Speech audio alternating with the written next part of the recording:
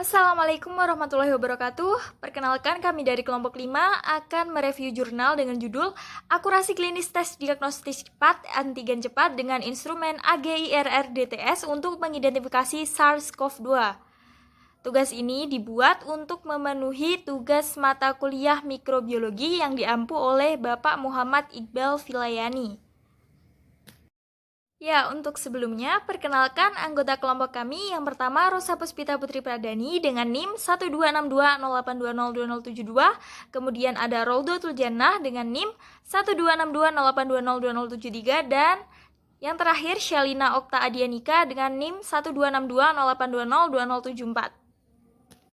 Yang pertama ada identitas jurnal dengan judul Akurasi Klinis Tes Diagnostik Cepat Antigen Cepat dengan Instrumen AGIRR-DTS untuk mengidentifikasi SARS-CoV-2.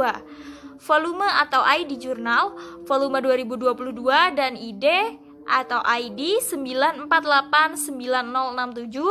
dan jurnalnya adalah Jurnal Internasional Mikrobiologi. Tahun dibuat yaitu tahun 2022 dengan penulis Ali Umid Keskin, Pinar Ciragil, Ainur Eren Topkaya, dan reviewer oleh kami kelompok 5 Rosa Puspita Putri Pradani, Roldo Tuljannah, dan Shalina Okta Adianika. Baik, untuk kemudian yang akan kita bahas adalah abstrak. Ya, jurnal berjudul asli Clinical Accuracy of Instrument Read SARS-CoV-2 Antigen Rapid Diagnostic Test AGIRR-DTS atau Akurasi Klinis Instrumen Baca SARS-CoV-2 Antigen Rapid Test dengan nomor registrasi Prospero CRD 40-2021-282476 yang bertujuan untuk mengumpulkan dan menganalisis bukti terkini tentang kinerja dunia berdasarkan akurasi klinis tes diagnostik antigen cepat membaca instrumen AGIRR-DTS untuk mengidentifikasi SARS-CoV-2.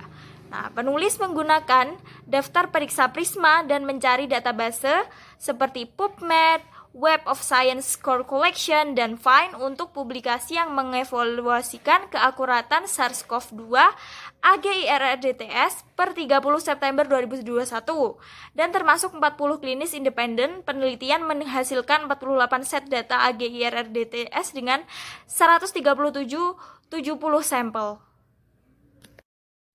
Abstrak ini disajikan penulis hanya menggunakan satu bahasa, yaitu bahasa Inggris atau bahasa internasional yang kemudian diterjemahkan kelompok 5 dalam bahasa Indonesia. Nah, secara keseluruhan, isi abstrak ini langsung menuju ke topik pembahasan yang dibahas dalam jurnal ini, yang menurut saya sebagai pembaca menjadi mudah dalam memahami jurnal ini. Selanjutnya adalah pendahuluan. Sebuah perbandingan prop SARS-CoV-2 yang dilaporkan dapat ditemukan di tempat lain, namun saat ini hanya sedikit dari mereka yang bekerja di instrumen yang tersedia secara komersial. Artikel ulasan sebelumnya tentang AGRTD dalam literatur tidak menyertakan AGIRR-DTS atau memiliki batasan cakupan. Studi lain menyajikan tinjauan panjang AGR-DTS, tetapi campuran AGIRR-DTS dengan CLEIAS. Laporan dan pedoman dari Badan Pengatur dan Otoritas Kesehatan juga mempertimbangkan kinerja AGIRR-DTS dalam skala kedalaman yang bervariasi. SR ini mencoba untuk memberikan gambaran terkini tentang studi independen pabrikan untuk penilaian objektif AGIRR-DTS, menerapkan beberapa kriteria inklusi khusus mulai dari 30 September 2021.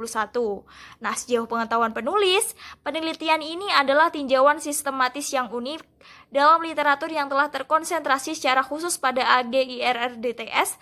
Seperti ulasan independen dapat membantu dalam studi diferensiasi perangkat uji yang dapat memenuhi syarat untuk penggantian di seluruh dunia. Kemudian ada metode. Nah, metode yang digunakan dalam penelitian ini ada beberapa metode, yaitu 4 metode. Yang pertama, metodologi survei. Yang kedua, strategi pencarian. Yang ketiga, kriteria inklusi. Dan yang keempat adalah ekstraksi dan analisis data. Selanjutnya adalah rumusan masalah dan tujuannya. Nah, berdasarkan abstrak yang telah saya jelaskan tadi, maka dapat dirumuskan masalah yang hendak dijawab dan dikaji dalam penelitian ini, yaitu bagaimana akurasi klinis tes diagnostik antigen cepat instrumen AGIRR-DTS untuk mengidentifikasi SARS-CoV-2 Nah, berdasarkan perumusan masalah tersebut, maka tujuan utama dari penelitian ini adalah untuk mengumpulkan dan menganalisis bukti terkini tentang kinerja dunia berdasarkan akurasi klinis tes diagnostik antigen cepat dengan membaca instrumen AG-IRR-DTS untuk mengidentifikasi SARS-CoV-2. Nah, dengan menjawab pertanyaan penelitian tersebut, maka diharapkan akan memberikan manfaat sebagai berikut. A. Secara teoritis, kiranya dapat memberikan kontribusi bagi cabang ilmu biologi, terutama mikrobiologi. Dan B. Secara praktis, agar dapat dimanfaatkan langsung dalam kehidupan sehari-hari dalam pengidentifikasian virus. Untuk hasil dan pembahasan selanjutnya akan disambung oleh rekan saya, Shalina Okta Adianika dan juga Raudotul Jannah. Terima kasih kepada moderator. Selanjutnya saya akan membahas tentang hasil dan pembahasan. Untuk yang pertama, hasilnya yaitu ringkasan studi. SR ini mencakup 48 set data akurasi klinis yang dilaporkan di 40 sumber dengan jumlah total 137.1770 sampel dan 5.925 sampel. Yang kedua, keseluruhan pertunjukan dari AG-IRR-DT lintas semua sampel yang dianalisis sensitivitas dan spesifitas AG-IRR-DT yang dikumpulkan adalah 67,1% dan 99,4% masing-masing. Untuk yang ketiga, hasilnya penilaian kualitas metodologis, yaitu alat penilaian kualitas akurasi tes diagnosis dari daftar periksa akurasi diagnosis Joanna Briggs Institute digunakan dengan 400 entry dengan 48 skor. Kualitas dari studi yang disertakan adalah 88,9/100 atau 12 studi. Skor kualitas terendah adalah 55,6/100. Secara keseluruhan, tidak ada penelitian berkualitas rendah, 62,5% berkualitas tinggi, dan 37,5% penelitian berkualitas sedang. Selanjutnya, publikasi bias. Untuk ini, publikasi penilaian plot corong digambar termasuk semua set data SR ini. Bersama dengan itu, hasil dari tes adalah ditampilkan di angka 3. Di plot ini, ukuran efek diambil sebagai logaritma peluang perbandingan. Selanjutnya ada prevalensi SARS-CoV-2. Tingkat prevalensi atau jumlah sampel positif HRT-PCR dalam populasi penelitian bervariasi antara 0,4 dan 78,7%. Selanjutnya ada populasi COVID-19 simptomatik dan tanpa gejala. Meskipun sebagian besar kumpulan data yang dilaporkan dalam penelitian yang termasuk dalam SR ini terkait dengan kasus COVID-19 yang bergejala, sebagian besar sampel dikumpulkan dari individu tanpa gejala. Faktanya bahwa 3 set data saja adalah studi surveillance, termasuk jumlah total 107.514 sampel AG-IRR-DT yang terdiri dari 78% dari jumlah sampel keseluruhan dan memiliki 638 kasus positif terverifikasi HRT-PCR di total. Lalu ada kesesuaian dengan petunjuk penggunaan produsen. Tercatat bahwa 22 studi melaporkan kesesuaian dengan instruksi produsen untuk penggunaan AG-IRR-DTS dari 48 dataset. Selanjutnya ada analisis berdasarkan jenis sampel. Sampel nasofaring atau NP dengan sampel swab orofaringel atau OP, hidung anterior AN dan mid turbinet MT atau dengan kombinasinya dinilai untuk mengkategorikan tes berdasarkan jenis sampel. Untuk selanjutnya ada analisis berdasarkan kondisi sampel.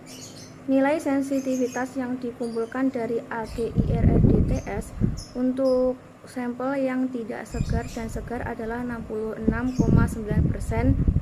dan 67,2%. Nah, selanjutnya ada sensitivitas AGIRDT berdasarkan nilai CT. Digunakan sebagai pengganti viral load untuk memperkirakan batas deteksi tes antigen. Selanjutnya analisis sensitivitas. Ketika analisis dibatasi pada studi yang mengecualikan 3 laporan surveillance dan screening, sensitivitas yang dikumpulkan secara keseluruhan meningkat dari 67,1% menjadi 69,3%. Dengan 95% CL, 68 menjadi 70,5%. Dan spesifisitas yang dikumpulkan secara keseluruhan menurut dari 99,4% menjadi 98,7%. Selanjutnya ada metaregensi, yaitu sebuah metaregensi tidak dilakukan karena heterogenitas substansial dalam pelaporan subkelompok. Untuk yang terakhir ada Selanjutnya ada akurasi berbasis pabrikan. Keseluruhan sensitivitas gabungan dari 5 merek AGIRR-DT yang berbeda dengan database yang tersedia lebih dari 3 studi. Semuanya terdiri dari 40 set data akurasi klinis dengan 135,624 sampai sampel adalah 68,3%. Lalu ada hasil perbandingan performa AGIRDT SARS-CoV-2 terhadap SARS-CoV-2 AGIRR-DTS. Menurut Hayek dan kawan-kawan, menyajikan ikhtisar AGIRDT SARS-CoV-2 komersial yang tidak memerlukan instrumen bacaan dengan 19 studi yang menyelidiki 5 AGIRDT yang berbeda menyajikan karakteristik populasi terperinci dan nilai CT. Dan yang terakhir adalah hasil perbandingan performa SARS-CoV-2 AGIRR-DTS terhadap kombinasi SARS-CoV AGIR-DTS dan SARS-CoV AGIRR-DTS. Pengukuran sensitivitas yang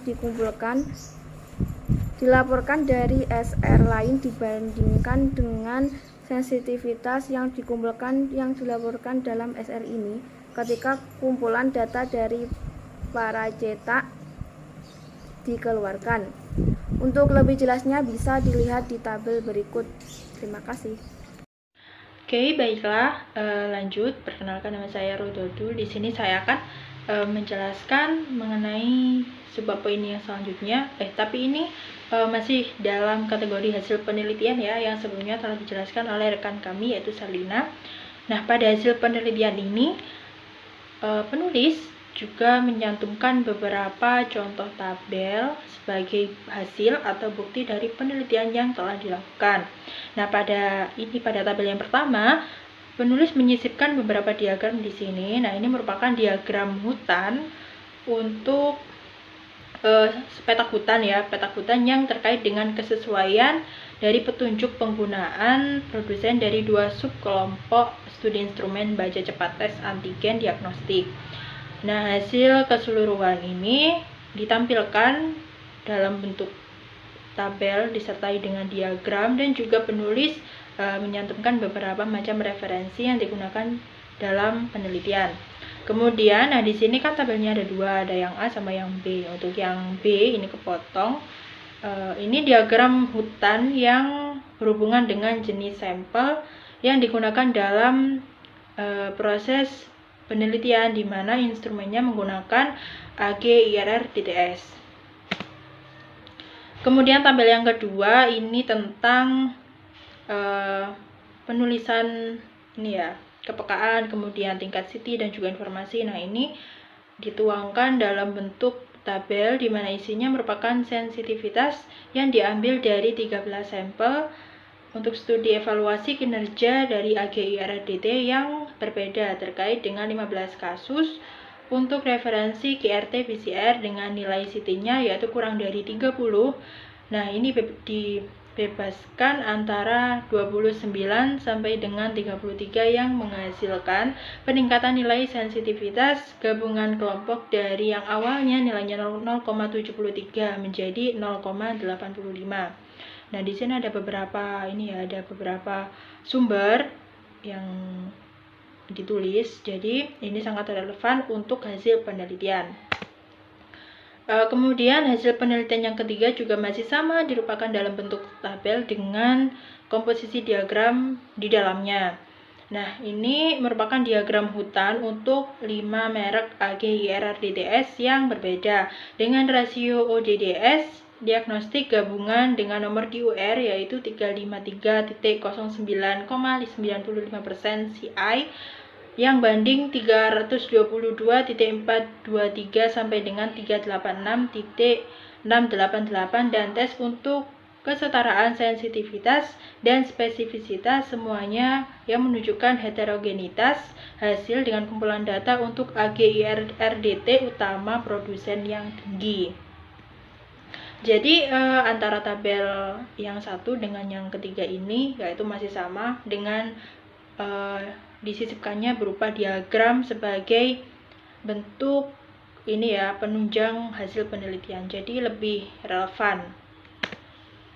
Untuk tabel yang terakhir yaitu mengenai hasil perbandingan dari 2 studi tinjauan sistematis di mana penulis hanya menyajikan tes antigen cepat baca instrumen dibandingkan ulasan kontras, sehingga di sini kita lihat hasilnya juga lebih sederhana jika dibandingkan dengan hasil penelitian yang lain.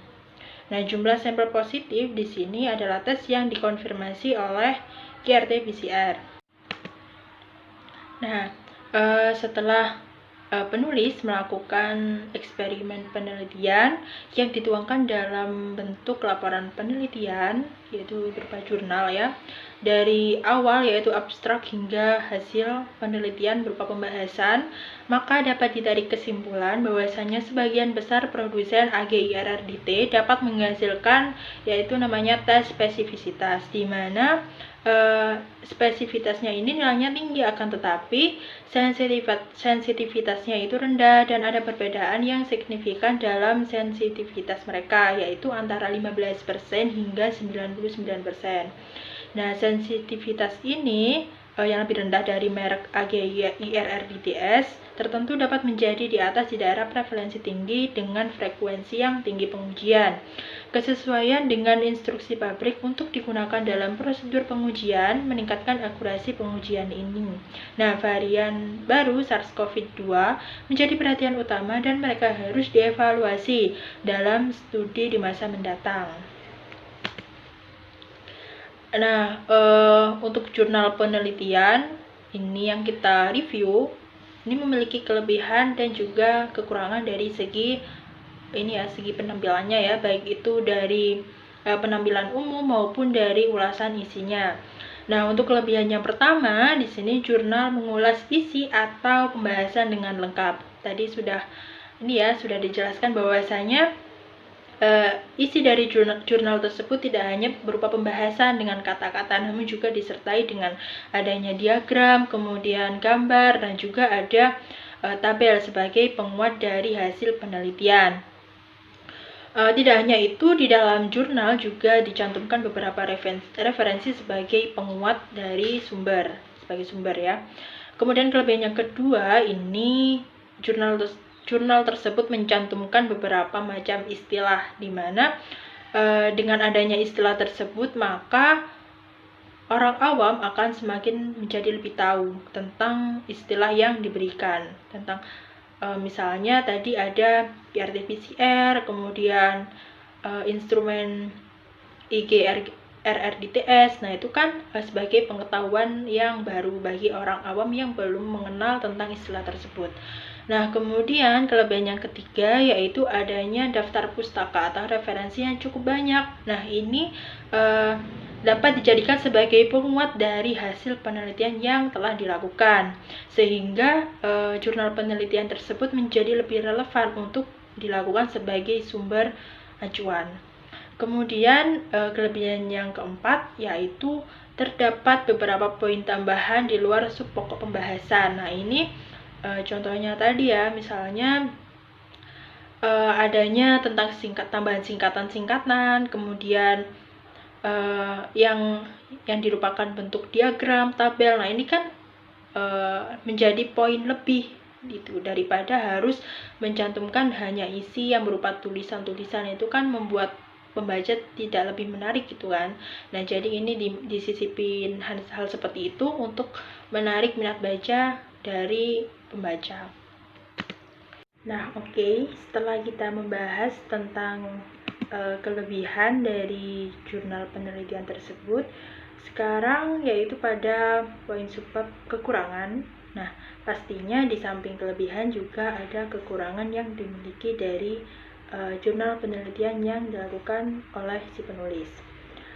Nah, kekurangan di sini saya temukan ada 2 poin. Yang pertama, adanya banyak penggunaan istilah yang kurang atau sulit dipahami. Nah, mengingat tadi kan banyak sekali ada ejaan baru, kemudian kosakata baru, dan juga ada banyak sekali singkatan-singkatan yang dicantumkan di dalam jurnal, sehingga sebagian dari orang awam jika membaca jurnal tersebut ini sedikit menimbulkan kebingungan dan ketidakpahaman.